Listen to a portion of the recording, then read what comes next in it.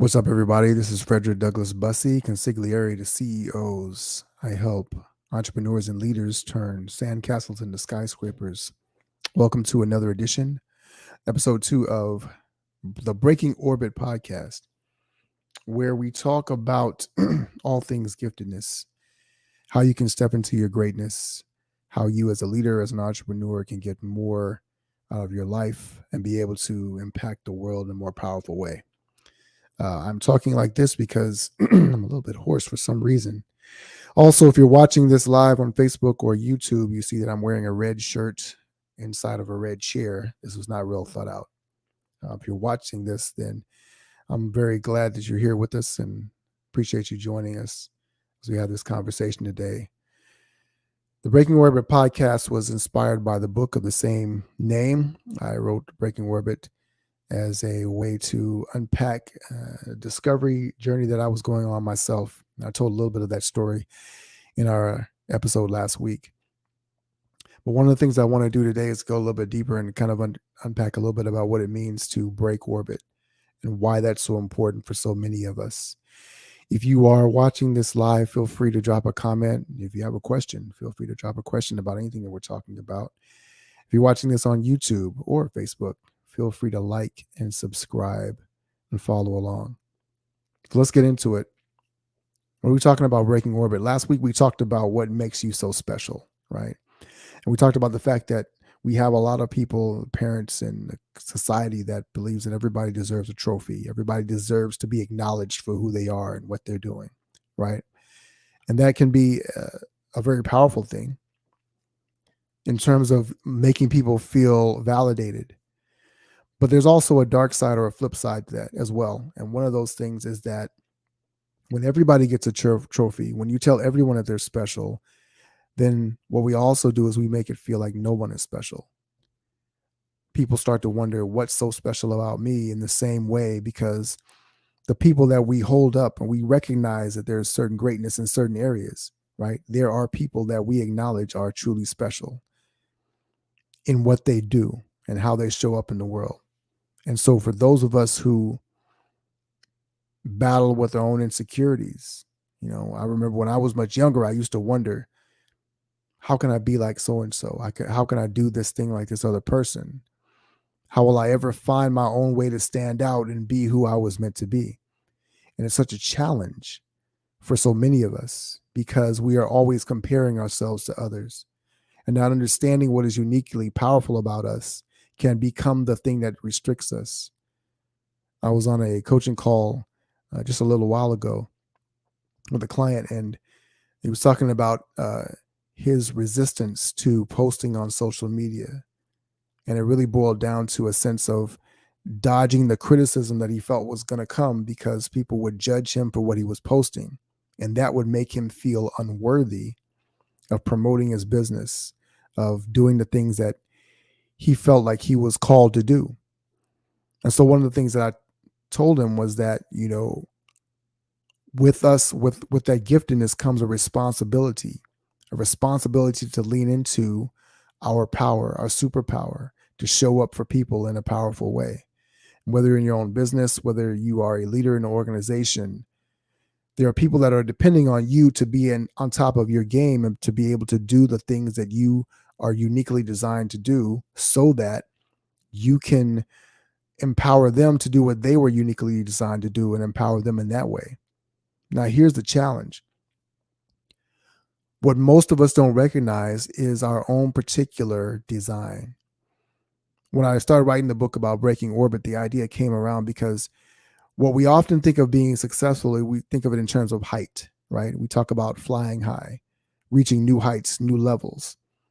And so many of us think of orbit as altitude. So we are thinking about it in terms of whether you're flying high as a jet. Like if you have a little propeller plane and what you're able to do in a Learjet, it's two different levels, right? And we think of success in terms of height and how high you can reach.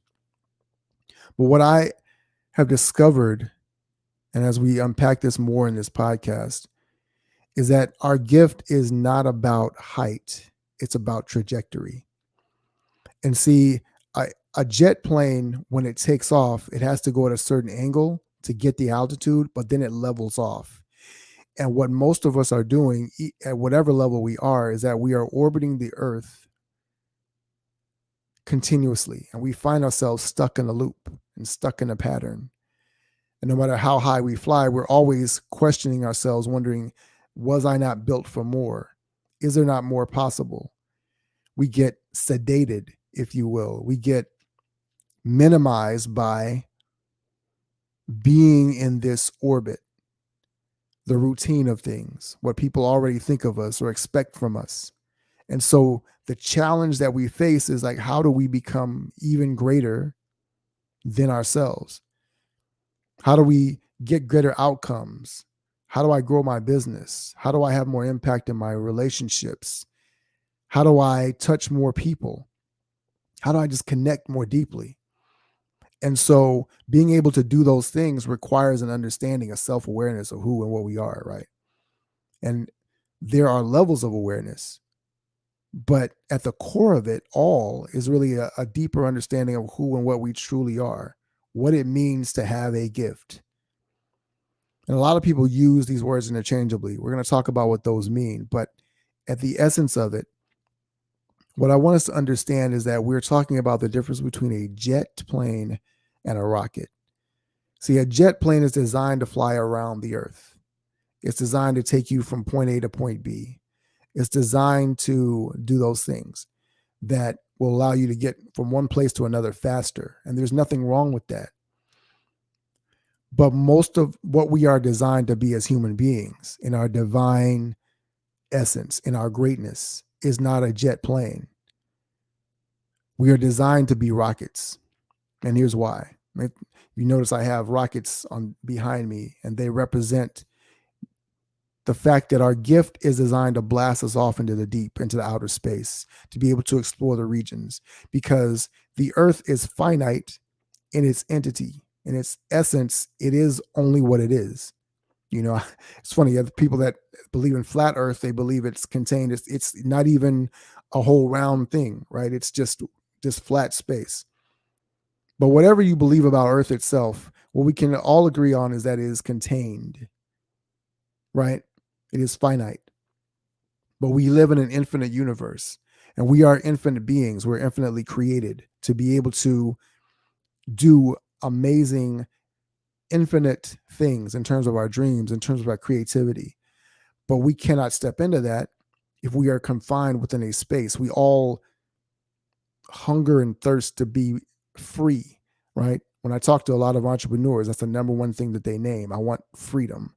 I want the ability, the liberty to be able to do whatever it is I want to do whenever I want to do it. Most of us yearn for that. Most of us struggle to find that. And here's the thing: if you can tap into your core gift, who you were designed to be, that unleashes you to be able to launch into the deep. And that is the essence of breaking orbit. Most of us are fighting that identity crisis because we are operating as jets when we're really rockets. And see, a rocket can orbit the Earth. It can. It can, but it is not designed to do that. A rocket is designed to go up and out of the atmosphere. It is designed to break us free of all the things that restrict us. And the thing that's beautiful about a rocket, you notice like an airplane, like when it has to take a certain speed to be able to break gravity and then to enter into altitude to be able to orbit the Earth. And a rocket takes an extreme amount of fuel to be able to launch, to break the boundaries of gravity and be able to get out into the deep. But once you're out there, there is no gravity. And so now you find that things are much more effortless when you have broken through the stratosphere and the atmosphere that surrounds the planets, and you can explore. And for a lot of people, that's scary. For a lot of people, that is a terrifying thought, to have to figure it out in an infinite space. We like the confines, and we're conditioned to follow the boundaries and the outlines of life that have been set for us, right? So we're conditioned to believe what other people have taught us about ourselves, not to define what that means for us. And I'm not talking about the traditional, even or the newer versions of identity and what that means to identify yourself. What it really means is that your identity is your gift. We'll talk more about that later, but understanding that at the very essence of it, if you believe that you are a jet when you're really a rocket, think of how differently you act. Think of how you're confining yourself to a space that is so much smaller, some place that you're dodging things that you were never meant to dodge, dealing with things you were never meant to deal with. And until we can let go of that and truly embrace who and what we are, you'll always be stuck in orbit. I'm grateful that you joined me today. Hopefully this has been a valuable conversation and it sparked some ideas for you as well. Please like and subscribe. Drop in the comments below if you're watching this on Facebook or YouTube. Let me know what your thoughts are. I look forward to seeing you next week. And as always, ever forward.